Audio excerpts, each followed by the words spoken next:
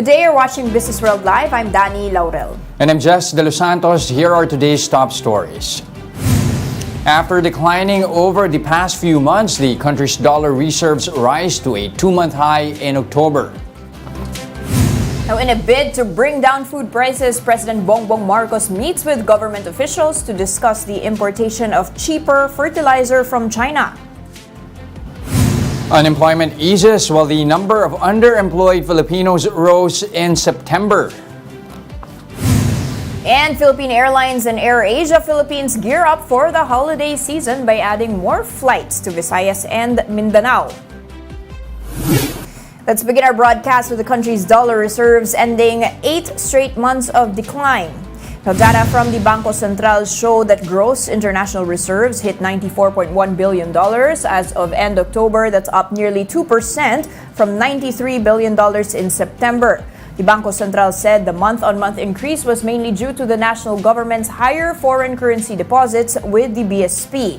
Now, ample forex buffers protect the country from market volatility and ensure that it is capable of paying its debts in the event of an economic downturn. ANZ Research echoes the Bangko Sentral in saying that inflation is likely to peak in the last 2 months of the year before showing signs of moderation. These price pressures are seen to be fueled by holiday demand and seasonal inflows of remittances. Even though global oil prices are now below the $100 per barrel level, ANZ Research says the near-term inflation outlook remains challenging as economic activity is expected to tick higher in November and December. Meanwhile, in a bid to bring down food prices, President Marcos met with some officials from various agencies to discuss the importation of cheaper fertilizers from China, which will be distributed to local farmers for free. Through a government-to-government arrangement, the Philippine Trade and Investment Center says they plan to buy an initial 150,000 metric tons of fertilizer from China this year at $470 per metric ton from the current $650. Now, the number of unemployed Filipinos declined in September. That is according to the latest labor force survey by the Philippine Statistics Authority. Just released data from the PSA shows that the unemployment stood at 5% in September. That's equivalent to 2.5 million jobless Filipinos. The latest figure is lower than the 5.3% or 2.68 million unemployed persons in August and the record high of 8.9% in September of 2021. Underemployment, on the other hand, rose to 15.4% or 7.33 million Filipinos in September. That is higher than the 14.7 figure logged in the previous month. Now, according to the PSA, employment rate in the country rose to 95%, slightly higher than the 94.7% logged in the previous month. In terms of magnitude, that figure translates to 47.58 million Filipinos who have jobs in September. The PSA says the latest figure is the highest recorded since January of 2020. Now, heads up, motorist oil companies are implementing mixed adjustments on fuel prices. Effective today, November 8, prices of gasoline will see an increase of 1 peso and 40 centavos per liter. On the other hand, diesel prices are set to go down by 50 centavos per liter. Stations carrying kerosene will also be implementing a rollback of 35 centavos per liter.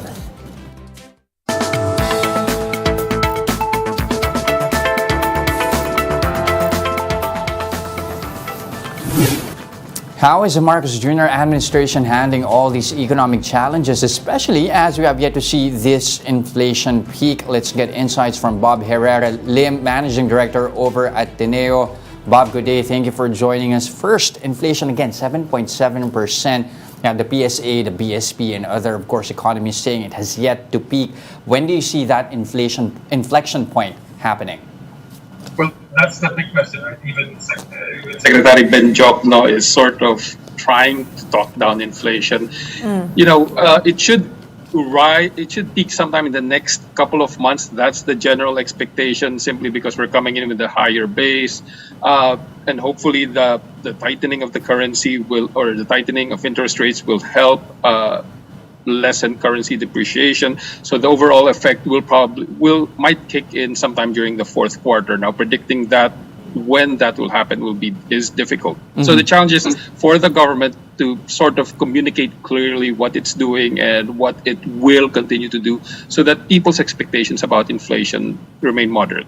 But if that is not addressed sooner, how do you think might that impact the popularity of the current administration, especially you have a president who's serving as the agriculture secretary? And at the same time, just to add to that, what do you think of that plan here by the administration to actually import cheaper fertilizer from China?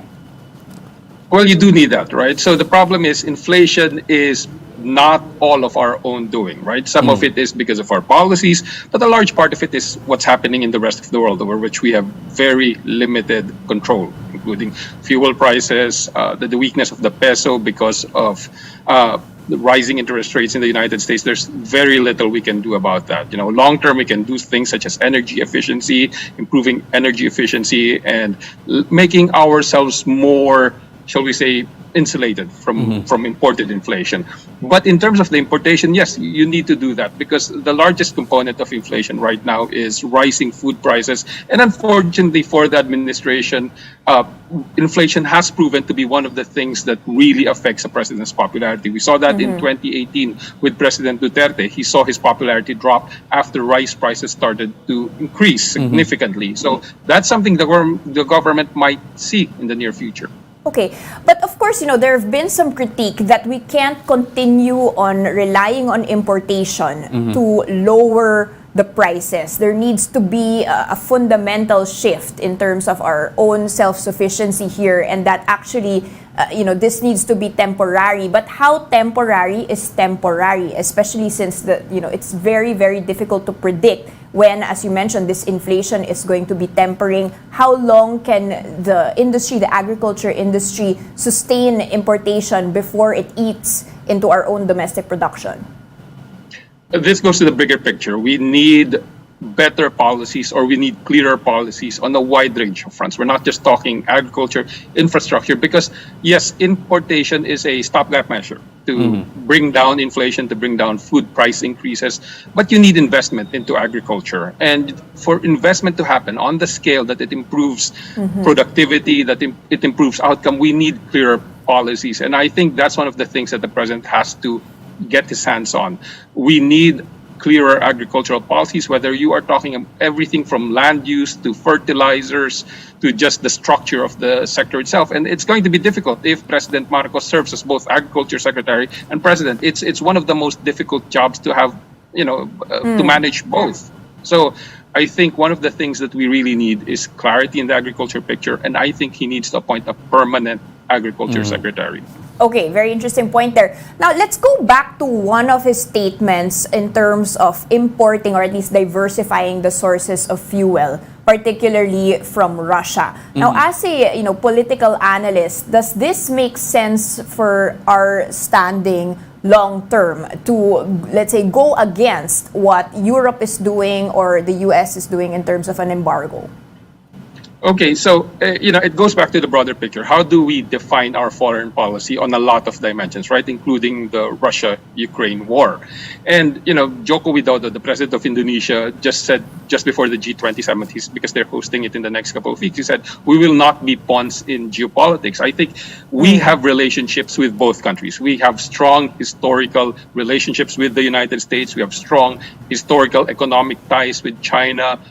We have strong relations with the countries in Europe, or we have relationships with the countries in Europe. So clearly identifying where our interests are and communicating that we want to at least have a foreign policy that weighs all of these. It's not just simply you're for or against Russia or you're for or against China, but clarifying this so that people know where we stand. That's the starting point. Now, whether importation of fuel works for us, given our refinery capacity, I don't know if we can take Russian crude or we find different ways.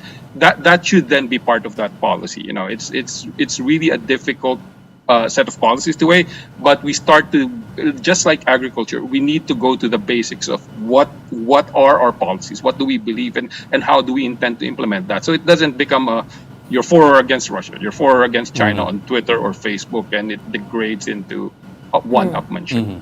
Now, of course, Bob, adding to all these inflationary pressures, you now have, of course, the weakness of the peso. We did see trade deficit narrowing. At the same time, we are expecting a bit of a bump up in terms of remittances for the last quarter of the year. Should we then be expecting some reprieve here for the currency? And what's with all this language about defending the peso at a certain level, at 60 pesos to be exact? Is it worth defending? Even the president himself said that, the government is going to defend the currency. Okay, so on the president's statement that that the Philippines will defend the currency, that's something I don't look favorably upon. You don't try to interfere with monetary policy, foreign exchange policy. I think Secretary Jokno and Governor Philip Medalla are doing a good job of signaling what they want to do. They are much more sophisticated and knowledgeable about this than we are.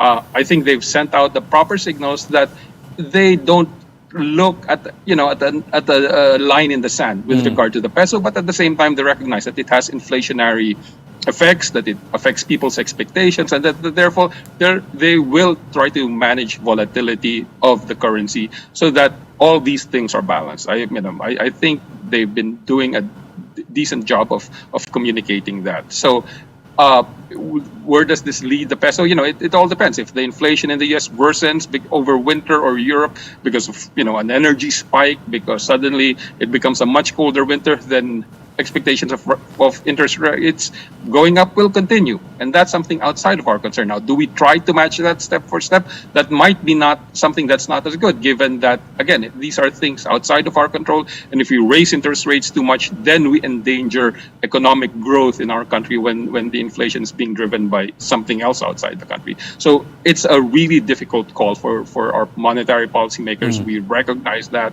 and we just hope the consistency stays, that central bank and monetary policy are independent, that they will maintain a set of principles and ideas, and that the politicians stay clear of the peso or of the central bank.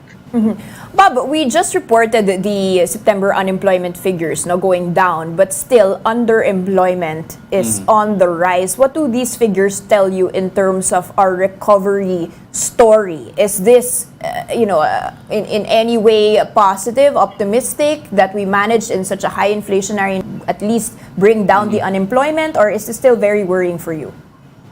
I think it's worrying. The anecdotal data I'm getting, from the recent UNDAS, right? Normally, people flock to the provinces. That the bus transportation was highly uneven because people were more concerned about spending, going home. So in some areas it was good, some areas it was bad. Now this was complicated, obviously, by the typhoon and the effect it had.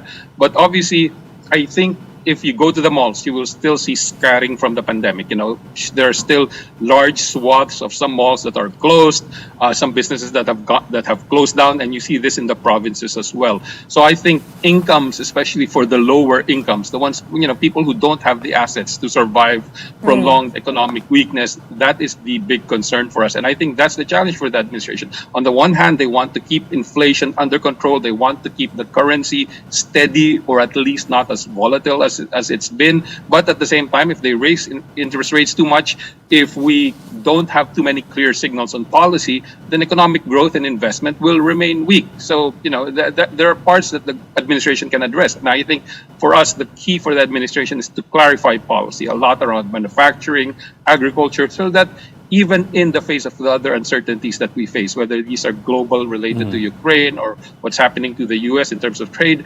clarity in our domestic policies may encourage some investment, right? If we're clear on what we want to do with agriculture, if we're clear on even the POGO issues, right, then it might help.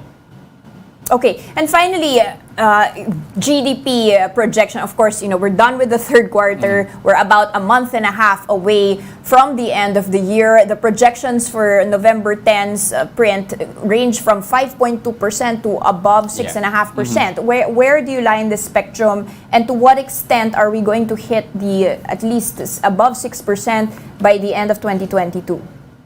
And forecasting exact GDP figures is a difficult game right now. But I think really, just like with most people, we expect it to come in weaker simply because we have more inflation. We are starting to see maybe the base effects of the reopening starting to come in, right? When you're talking about the first quarter of 2022 versus the first quarter of 2021, that was significantly different because of the reopening and maybe the election-related spending. But then as you come into 2020, late 2022, early 2022, US or Western economic growth is declining. We're not an export-led economy, so it's not going to be as strong as felt in our case. But I think just the base effects, the effects of inflation, and maybe the fact that some of the election spending, if it ever was there, is starting to come off. We're going to face some more economic challenges going into the fourth quarter and early next year. There are just simply too many uncertainties in the global environment, ranging from what's going to happen to energy prices, what's going to happen to Western demand. The U.S. is expected to enter a recession sometime next year. So there are a lot of complicating factors. And again, I think it is important for us to do what we can here domestically, and clarifying policy around the range of industries will be very helpful to at least, getting the sense that, yes, the government knows what it's going to do and what it can do, limited as its options might be. All right, very interesting points there. So a bit tougher than expected, at least for the last few months, and more clarity needed in terms of how the way forward is going to be. Thank you so much, Bob Herrera-Lim, Managing Director of Teneo. Now let's pause for a quick break, but coming right up after that. The government seeks a loan from the World Bank to the tune of $600 million. More of that and other stories when Business World Live returns. Stay with us.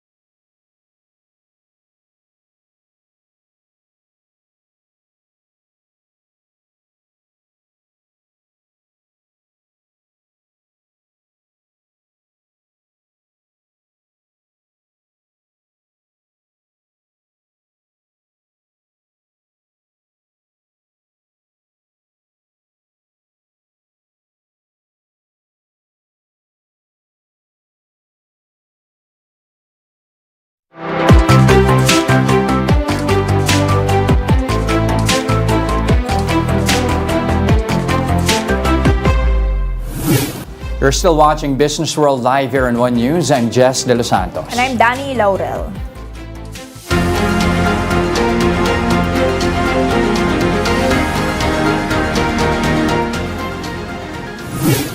The government is seeking a $600 million loan from the World Bank to support efforts to boost the country's financial sector.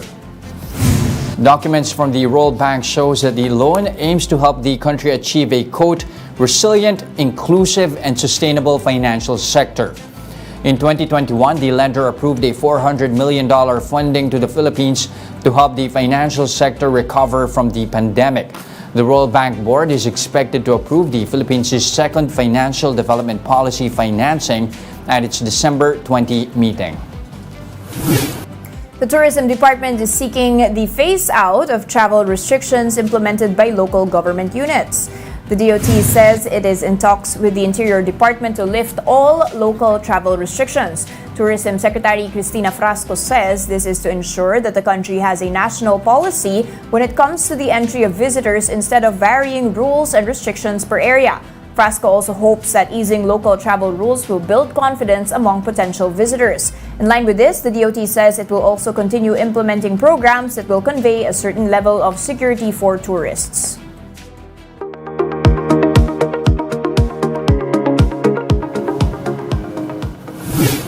United Nations Chief Antonio Guterres warns the world that humanity is on a, quote, highway to climate hell. With this warning, Guterres offers leaders a choice: cooperate or perish. More of his speech at the opening of the UN Climate Change Conference in this Bloomberg Quick Take. The clock is ticking. We are in the fight of our lives and we are losing. Greenhouse gas emissions keep growing. Global temperatures keep rising. And our planet is fast approaching tipping points that will make climate chaos irreversible. We are on a highway to climate hell with our foot still on the accelerator. We must, of course, work together to support peace efforts and end the tremendous suffering. But climate change is on a different timeline and a different scale. It is the defining issue of our age. It is the central challenge of our century. It is unacceptable, outrageous, and self-defeating to put it on the back burner.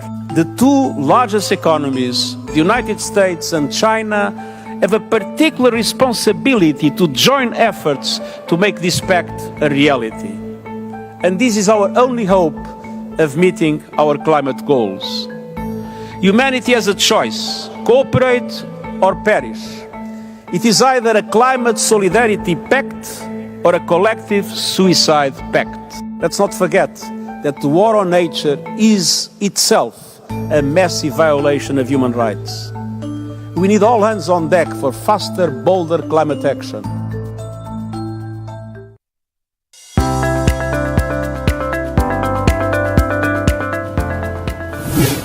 A workspace innovation company reports that demand for flexible workspaces surged in Metro Manila this year, unlike other Asian cities which continue to see a slump.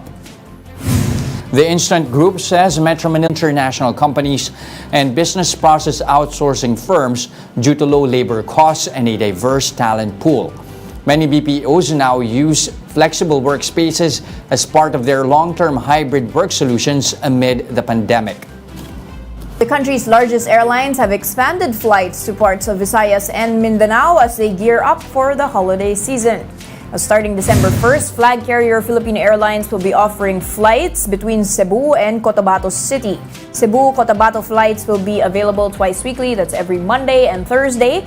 PAL said it will also offer flights between Cotabato City and Boracay, Coron, Bacolod, Cagayan de Oro, Clark, Iloilo, Puerto Princesa, Tacloban, Siargao, and Baguio, that's starting December 16th. This by connecting through the airline's Cebu hub rather than connecting via Manila.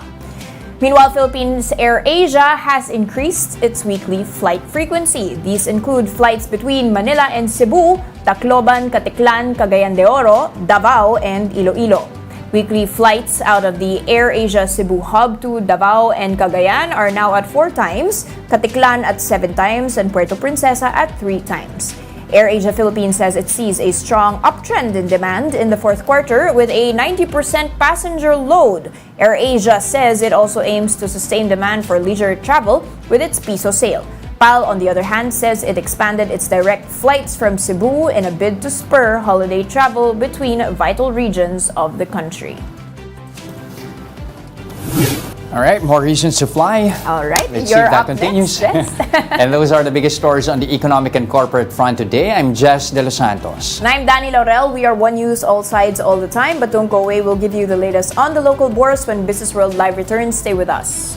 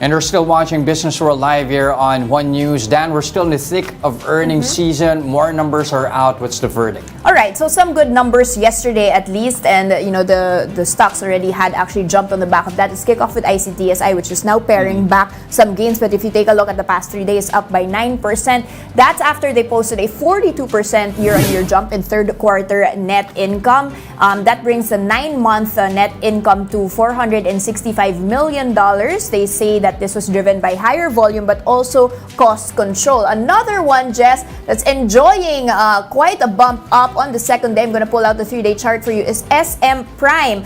That saw its third quarter net income up by a hefty 99% year-on-year, Jess, to the tune of 7.9 billion pesos. The shares already rose 5.3% yesterday, and look at that, 3 days up by 6.7%. They said that the malls had twice more revenue than last year. Ang daming nagsha-shopping. And even as the China mall business dropped, and also this, just residential, 33% increase in revenues. And that seems to be what is bringing our bourse up. Of course, SM Prime has quite a big chunk. ASEN, they are using an ADB early coal retirement program to divest a 246 megawatt coal plant. So they've earned 7.2 billion pesos from that, and they will be investing that in renewable energy projects. For one, they already have a second project in Australia in advanced stages of development. ASEN in positive territory now, trading up by 0.3% to 6 pesos and 7 centavos. All right.